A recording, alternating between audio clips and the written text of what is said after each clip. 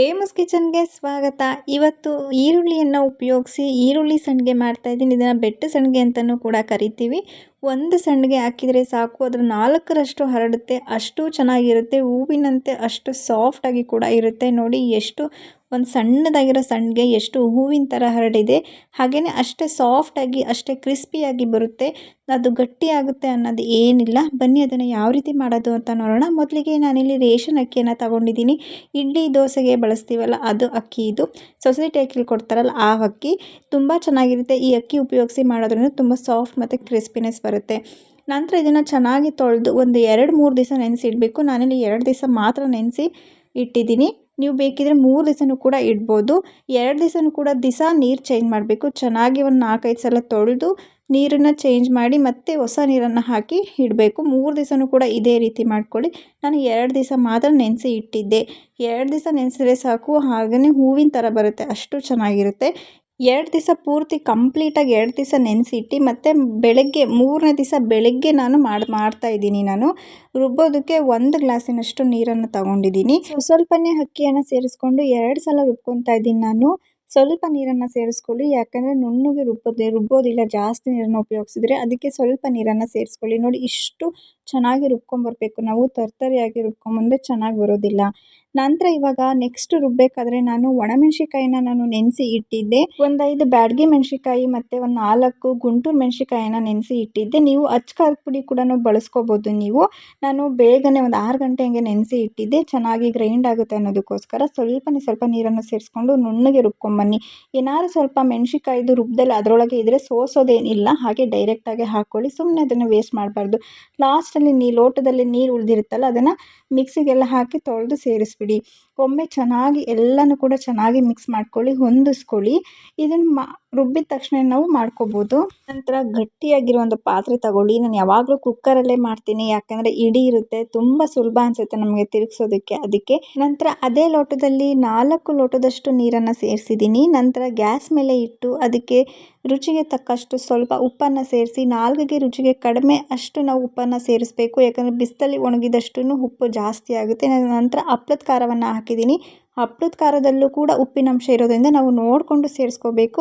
ನಂತರ ಎಲ್ಲನೂ ಕೂಡ ಒಮ್ಮೆ ಚೆನ್ನಾಗಿ ಮಿಕ್ಸ್ ಮಾಡಿ, ನೀರು ಸ್ವಲ್ಪ ಬೆಚ್ಚಗಾಗೋದ ಕೂಡಲೇ ಸ್ವಲ್ಪ ಬಿಸಿ ಆಗಬೇಕು. ಜಾಸ್ತಿ ಬಿಸಿ ಆಗಬಾರ್ದು, ಸ್ವಲ್ಪ ಉಗುರು ಬೆಚ್ಚಗೆ ಅಂತೀವಲ್ಲ ಆ ಥರ ಇರಬೇಕು.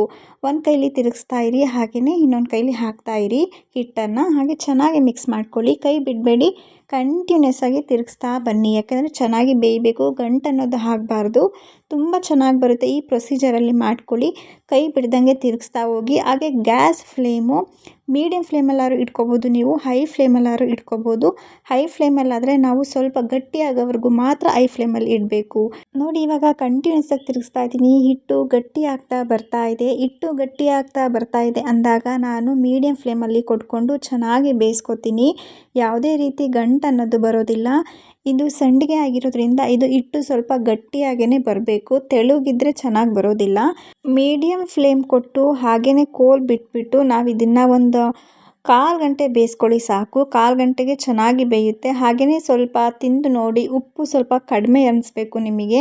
ಉಪ್ಪು ಕಡಿಮೆ ಇದೆ ಅಂತ ನೀವು ಉಪ್ಪು ಕಡಿಮೆ ಆಯಿತು ಅಂತ ಇನ್ನೊಂದು ಸ್ವಲ್ಪ ಉಪ್ಪನ್ನು ಸೇರಿಸ್ಕೊಳ್ಳೋಕೆ ಹೋಗಲೇಬೇಡಿ. ಬಿಸಿಲಲ್ಲಿ ಒಣಗಿದಷ್ಟು ಜಾಸ್ತಿ ಆಗುತ್ತೆ. ನೋಡಿ ನಾನಿಲ್ಲಿ ಒಂದು 1/4 ಗಂಟೆ ಚೆನ್ನಾಗಿ ಬೇಯಿಸ್ಕೊಂಡಿದ್ದೀನಿ. ಚೆನ್ನಾಗಿ ಬೆಂದ ನಂತರ ನಾನಿಲ್ಲಿ ಈರುಳ್ಳಿಯನ್ನು ಸಣ್ಣದಾಗಿ ಕಟ್ ಮಾಡಿ ಸೇರಿಸ್ತಾ ಇದ್ದೀನಿ. ನಾವು ಇದನ್ನು ಗ್ಯಾಸ್ ಆಫ್ ಮಾಡಿಬಿಡ್ಬೇಕು, ಗ್ಯಾಸ್ ಆನಲ್ಲಿ ಇರಬಾರ್ದು. 2 ಸಣ್ಣದಾಗಿರೋ ಈರುಳ್ಳಿನ ಸಣ್ಣದಾಗಿ ಕಟ್ ಮಾಡಿ ಸೇರಿಸ್ಕೊತಾ ಇದ್ದೀನಿ. ನಂತರ ಇದಕ್ಕೆ ಜೀರಿಗೆ ಹಾಕ್ಕೊತಾ ಇದ್ದೀನಿ. ನಾವು ಹಾಗೆಯೇ ಖಾರ ಸಂಡಿಗೆನೂ ಕೂಡ ಮಾಡ್ಬೋದು. ಅದನ್ನು ಆಲ್ರೆಡಿ ನಾನು ಅಪ್ಲೋಡ್ ಮಾಡಿದ್ದೀನಿ, ವಿಡಿಯೋ ಎಂಡ್ ಸ್ಕ್ರೀನಲ್ಲಿ ಬರುತ್ತೆ, ಅದು ಕೂಡ ನೋಡಿ ನೀವು.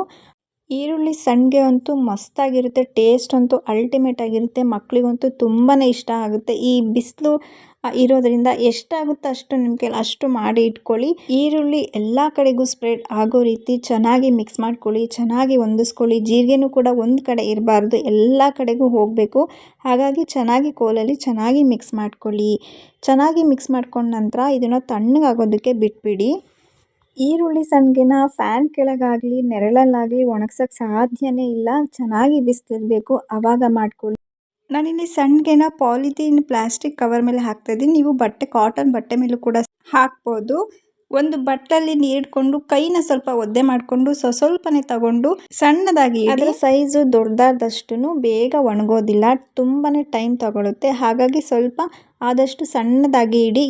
ಒಂದು ಲೋಟ ಅಕ್ಕಿ ಹಾಕಿರೋದಕ್ಕೆ ನನಗಿಲ್ಲಿ ಸುಮಾರು 150ಕ್ಕಿಂತ ಹೆಚ್ಚು ಆಗಿತ್ತು ನೋಡಿ. ಮಧ್ಯಾಹ್ನದಷ್ಟೊತ್ತಿಗೆ ನಾನು ಇದನ್ನು ಮತ್ತೆ ಉಲ್ಟಾ ಮಾಡಿ ಹಾಕ್ಕೊಂಡಿದ್ದೀನಿ. ಆ ಥರ ಉಲ್ಟಾ ಮಾಡಿ ನೀವು ಒಂದು 2 ದಿವಸ ಚೆನ್ನಾಗಿ ಒಣಗಿಸ್ಕೋಬೇಕು. ಚೆನ್ನಾಗಿ ಒಣಗಿಸಿದ್ರೇ ಇದು ತುಂಬ ದಿವಸ ಬಾಳಿಕೆ ಬರೋ ಅಂಥದ್ದು ನೋಡಿ. ತುಂಬ ಚೆನ್ನಾಗಿ ಮತ್ತು 3ನೇ ದಿವಸನೂ ಒಣಗಿಸಿದ್ದೀನಿ. ಪ್ಲೇಟಿಗೆ ಹಾಕಿ 3 ದಿವಸ ಒಣಗಿಸಿದ್ದೀನಿ ನಾನು ನೋಡಿ. ತುಂಬ ಚೆನ್ನಾಗಿ ಬಂದಿದೆ. ಚೆನ್ನಾಗಿ ಒಣಗಿಸ್ಕೊಳ್ಳಿ. ಮಕ್ಕಳು ಅಂತೂ ತುಂಬ ಇಷ್ಟಪಡ್ತಾರೆ ನೋಡಿ. ಒಂದು ಹಾಕಿದರೆ ಸಾಕು ಎಣ್ಣೆಗೆ, ಅದರ 4ರಷ್ಟು ಆಗುತ್ತೆ. ಹಾಗೆಯೇ ಅದು ಹೂವಿನಂಗೆ ಅಷ್ಟು ಸಾಫ್ಟಾಗಿ ಕೂಡ ಬರುತ್ತೆ. ನೀವು ಕೂಡ ಈ ವಿಧಾನದಲ್ಲಿ ಒಮ್ಮೆ ಟ್ರೈ ಮಾಡಿ ನೋಡಿ. ಈ ರೆಸಿಪಿ ನಿಮಗೆ ಖಂಡಿತವಾಗ್ಲೂ ಇಷ್ಟ ಆಗಿದೆ ಅಂತ ಅಂದ್ಕೊಂಡಿದ್ದೀನಿ. ಇಷ್ಟ ಆಗಿದರೆ ಸಬ್ಸ್ಕ್ರೈಬ್ ಮಾಡಿ, ಸಪೋರ್ಟ್ ಮಾಡಿ. Thank you for watching.